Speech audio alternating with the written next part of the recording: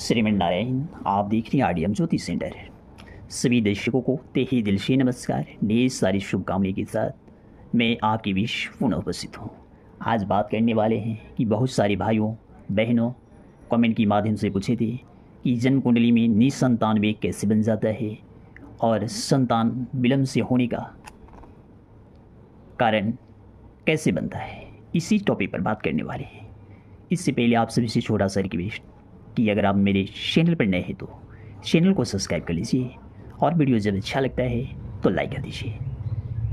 आप अपनी जन्म कुंडली को सिम खोल कर बैठ जाइए। हम सभी वीडियो के माध्यम से आप लोगों को ज्योतिष का बारे में एक एक करके आप लोगों को बता चुके हैं। बेसिक देखने के लिए बहुत सारे भाई बंधुओं कमेंट के माध्यम से ये बताए थे कि हमें समझ में नहीं आ रहा है कि कैसे देखें, तो हमारे चैनल पर सभी का वीडियो डाला हुआ है कि ग्रह की दृष्टि, ग्रह की राशियाँ, आप उस वाला वीडियो को जाकर देख लेंगे तो आपको समझ में आ जाएगा। तो किसी भी जातक की जन्म कुंडली में पश्चिमी घर से यह आकलन किया जाता है कि व्यक्ति को जीवन में संतान वेग बन रहा है कि नहीं बन रहा है। किसी भी जातक की जन्म कुंडली के इस भाव से ही हम ज्ञात होता है कि व्यक्ति के जीवन में कितने पुत्र और पुत्रियां होगी। तो हम आज के टॉपिक पर निसंतान वेग बताने वाले हैं और विलंब से संतान होने की वेग बताने वाले हैं।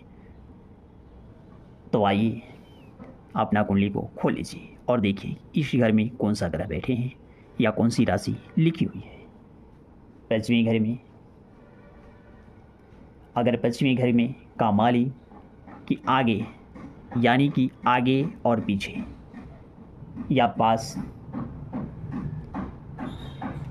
पश्चिमी घर ये इस घर का मानिए इस घर की आगे और पीछे अगर शनि मंगल राहु और केतु बैठ जाए तो व्यक्ति को आप ध्यान देंगे शनि मंगल राहु केतु शनि सूर्य, ये सारे ग्रह अगर जन्म कुंडली के पश्चिमी घर के आगे या पीछे बैठकर इस घर पर दृष्टि डालते हैं तो ऐसे व्यक्ति की संतान की फल में बहुत विलंबता हो जाती है और इस घर पर दृष्टि डालते हैं तो व्यक्ति को संतान होने में बहुत कठिनाई होता है। ऐसी महिलाएं में की कुंडली हो तो इस घर पर अगर दृष्टि डाल रहे हैं एक और ग्रह तो ऐसी महिलाओं की बार बार गर्भपात हो जाता है और उन्हें गर्भ नहीं ठहर पाता है। आप ध्यान से समझेंगे। इस घर पर एक बार पुनः हम कर देते हैं या आप लोगों को समझ में आए। पश्चिमी घर पर अगर गुरु ग्रह आगे या पीछे दृष्टि डाल रहे हैं बैठकर तो ऐसी स्थिति उत्पन्न कर देती है कि महिलाओं की गर्भपात हो जाता है, गर्भ नहीं ठहर पाता है। पश्चिमी घर में अगर पश्चिमी घर का स्वामी किसी भी जाति की महिला हो या पुरुष, पश्चिमी घर में का मालिक छठे यानी कि इस घर में और यानी कि इस घर में या इस घर में बैठ जाए तो ऐसे व्यक्ति को जीवन में बहुत बड़ा निसंतान वेग बन जाता है। ऐसे व्यक्ति को संतान होने में वर्षों के साल लग जाते हैं फिर भी संतान नहीं हो पाता है।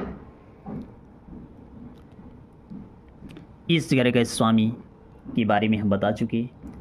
अगला सूत्र है कि अगर किसी भी जाति की जन्म कुंडली में धनु मीन का गुरु नीच होकर, समझेंगे आप देखेंगे कि धनु मीन का गुरु नीच होकर शनि राहु से दृष्टि हो जाए तो ऐसी स्थिति में भी संतान बहुत विलंब से होता है। संतान होने में बहुत टाइम गुजर जाता है फिर भी बस संतान नहीं हो पाता है। अगला सूत्र है कि किसी भी जाति की पंचवें घर में, पश्चिमी आठवें, पंचम घर, आठवें घर और ब्रह्मे घर में शनि राहु की दृष्टि पड़ जाए अगर जो इनकी दृष्टियाँ हैं, अगर यहाँ से पश्चिमी घर यानी कि इस घर में या इस घर में या इस घर में दृष्टि डाल रहे हैं, शनि राहु की दृष्टि यहाँ जा रहा है, तो पुत्र सुख से ऐसे जातक वंचित रह जाता है। ऐसे जातकों को जीवन में पुत्र नहीं के बराबर चांसेस बनता है। अगला सूत्र मिलाएंगे। अगर सप्तमी में पश्चिमा घर का अगर सप्तमी में पश्चिमा घर खाली, मानिए यहाँ सप्तमी घर या पश्चिमी घर खाली हो और पाप ग्रह दृष्टि डाल रहे हो, तो संतान वेग कमज़ोर हो जाता है। समझेंगे एक बार और। सप्तमी और पश्चिमी में घर खाली हो यानी कि इस घर में और इस घर में कोई ग्रह ना हो और पाप ग्रह दृष्टि डाल रहे हैं, तो ऐसी स्थिति में भी संतान वेग कमज़ोर हो जाता है। अगला सूत्र है कि पश्चिमी का मालिक अस्त होकर यानी कि 6 वाट और 12 घर में चला जाए, तो ऐसी स्थिति में बार बार महिला को गर्भपात हो जाता है। ऐसी महिला को बार बार गर्भपात होने से बच्चे खराब हो जाते हैं और महिला संतानहीन हो जाती है। अगला सूत्र है कि पश्चिमी में राहु केतु गुरु नीच होकर बैठ जाए, तो ऐसी स्थिति में भी संतान होने में बहुत विलंब होता है। ऐसी स्थिति में भी जातक को संतान नहीं के बराबर चांस बनता है।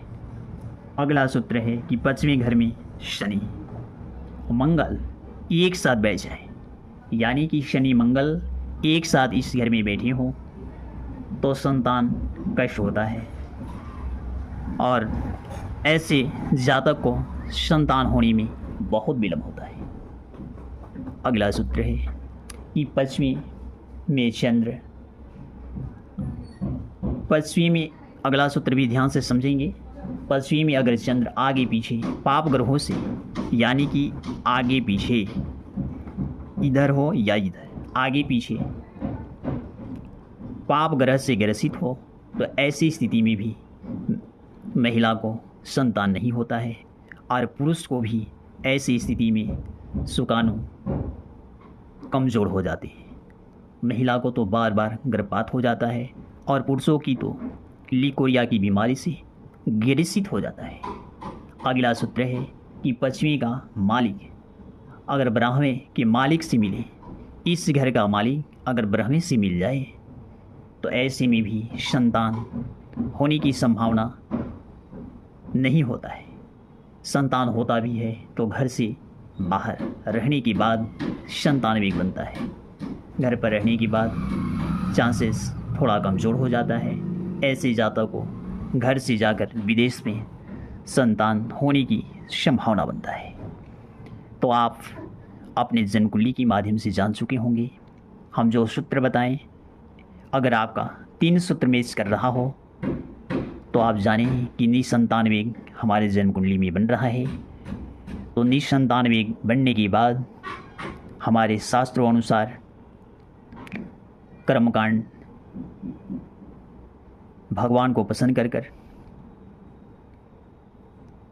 संतान वेग बना सकते हैं और मेडिकल की सहायता लेकर संतान वेग बन सकता है। तो अगर आपको निसंतान वेग बन रहा है तो घबराए नहीं, आप किसी ज्योतिषी अपना जन्म कुंडली को एक बार दिखा लें और मेडिकल और ज्योतिष की सहायता लेकर संतान वेग की आशा रखें। तो ऐसी ही जानकारी के लिए आप मेरे चैनल से बने रहिए। आप सभी का प्यार और सपोर्ट मिलता रहे। फिर मिलते हैं नेक्स्ट वीडियो में।